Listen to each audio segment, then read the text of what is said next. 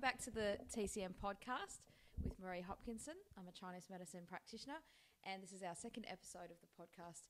Today we're going to talk about liver qi stagnation. The reason why I wanted to talk about this second is because it's really common pattern of disharmony that lots of people have, and you can have it in various degrees.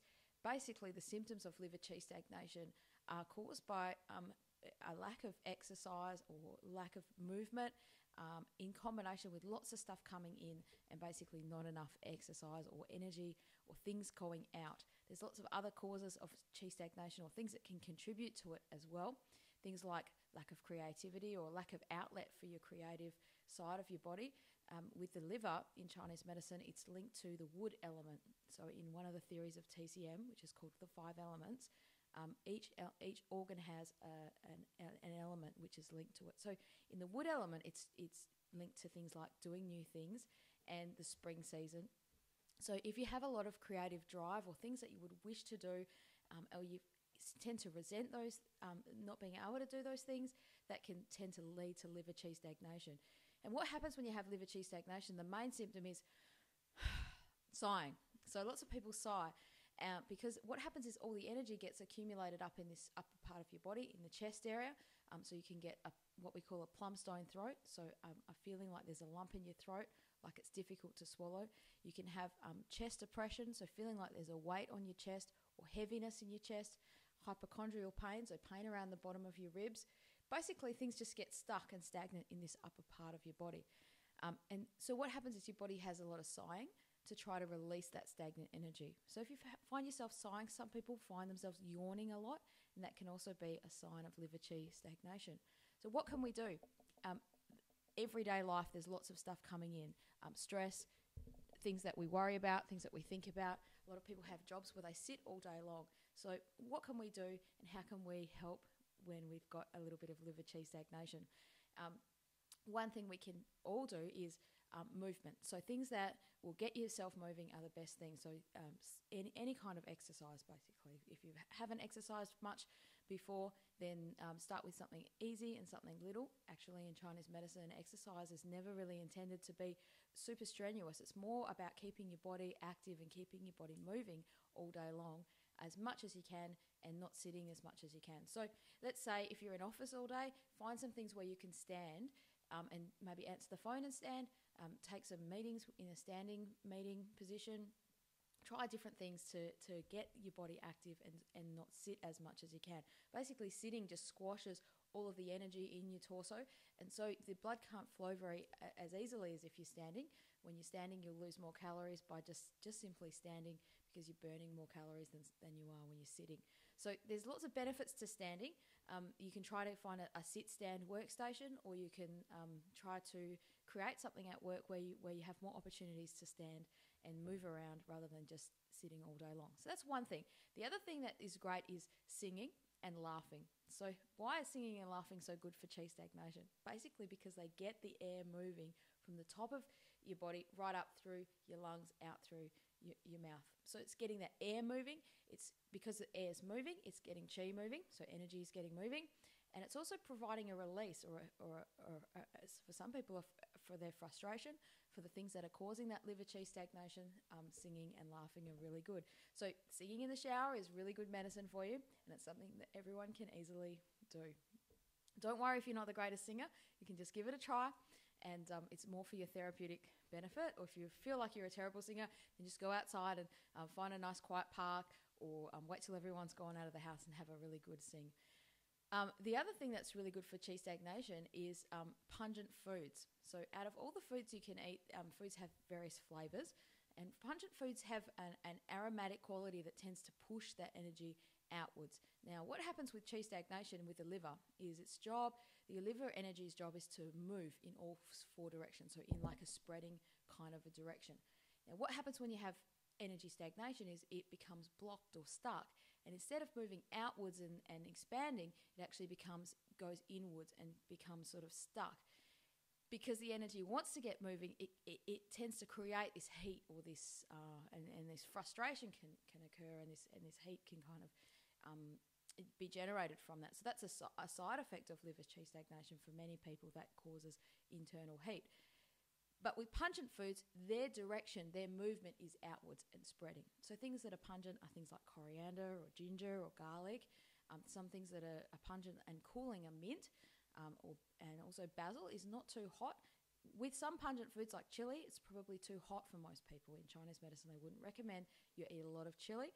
But things that are pungent, you wouldn't eat the whole thing all by itself. You'd put a little bit of fresh coriander in with your foods, or put some pungent foods in with your heavier, denser foods that are harder to digest. So things like meats, things that will bog you down, potatoes, heavier foods. So you put some of those pungent foods in with that, and that will help to create that spreading and moving function that you need to get that liver qi moving. Now, another thing with liver qi stagnation is things like tea and coffee. So people often ask me, how much coffee can I have, or can I have any coffee at all? With what does Chinese medicine say about teas and coffees? So basically with coffee, one of the things that it does is it gets qi moving. So people that tend to have a lot of qi stagnation will probably like a lot of coffee, or they would tend to, if they could, they would probably have a lot. Now, lots of coffee isn't really good for you, but one coffee a day for people with qi stagnation is generally okay. It'll get that qi moving. After you have lots of coffees, particularly when you have lots of milky kinds of coffee, it'll tend to create more damp, more stagnation, more heat. So it tends to have the adverse effect. If you've had one coffee and you think I still need something to get me moving, try the exercise, try the pungent foods, limiting your amount of foods. If you have a lot of dense foods or large volumes of food, then that can create food stagnation. So it basically means that the food is getting stuck in your guts. It can't get moving, and that creates a stagnation of its own, which will make the qi stagnation symptoms worse. So by having smaller meals or frequent meals, that will help. In Chinese medicine, they do think regular meals are better. So don't have don't graze all day long, but having regular meals, just not huge, massive meals or missing meals is the best thing to do. Now, back to the foods and the beverages, we can have tea. Tea is really good for us. So tea has a pungent kind of moving quality just by itself, but there are some teas which will get things moving more so than others. So generally, just any kinds of green tea are really good for you, and definitely better than having lots of coffee. You can have black tea as well. Green tea is better than black tea. But with the tea, basically, you can add some things into it. So things that are pungent, turmeric is a common one that's used in Chinese medicine to get things moving. So you can try and chai tea, anything with that pungent flavour. So when you smell something that's really aromatic, that will tend to have a qi moving effect. So it's a really easy way to kind of work it out for yourself. So have an experiment with these things. I find that when people have a lot of qi stagnation there, sometimes getting to the cause of it can actually help as well. So once this qi gets shifted, if you can't do it with the foods and the diet stuff alone, then go and get some acupuncture or some Chinese herbal medicine that can actually get to the root of the problem a lot quicker. You can use the diet therapy alongside of that, and that will help things to get moving by yourself as well. If you're finding that you feel this great effect after acupuncture, a lot of people feel very liberated. They feel the stagnation is gone. Almost all the symptoms can be nearly gone, and then they'll start to feel them creeping back. So another thing with qi stagnation is it can cause pain. So up the top in your shoulders or in your neck or in your head. If that stagnation is transformed into fire, what will happen is the heat will rise up and can cause headaches, or it can cause things to become worse up the top here. So dizziness and other symptoms can happen because of that heat or that fire. If you feel really good after the acupuncture and then you start to feel some symptoms coming back, so it might be tightness before you get to headaches, it might be feeling a little bit overwhelmed or a little bit heavy in the chest before the plum stone throat starts, or before the pain in your ribs start. The good thing to do is to try to work out what was the cause of that. Were you just not exercising as much as you normally would do? Were you in an argument with people? Were you around people that were frustrating you and doing things that maybe you can avoid, or maybe you can look at those situations, or sometimes it's circumstances and things that have happened. Sometimes it's certain people that will just press your buttons, and over a long period of time that will just irritate you. And so those can be indications of stress areas that we need to work on, and things that you can look at.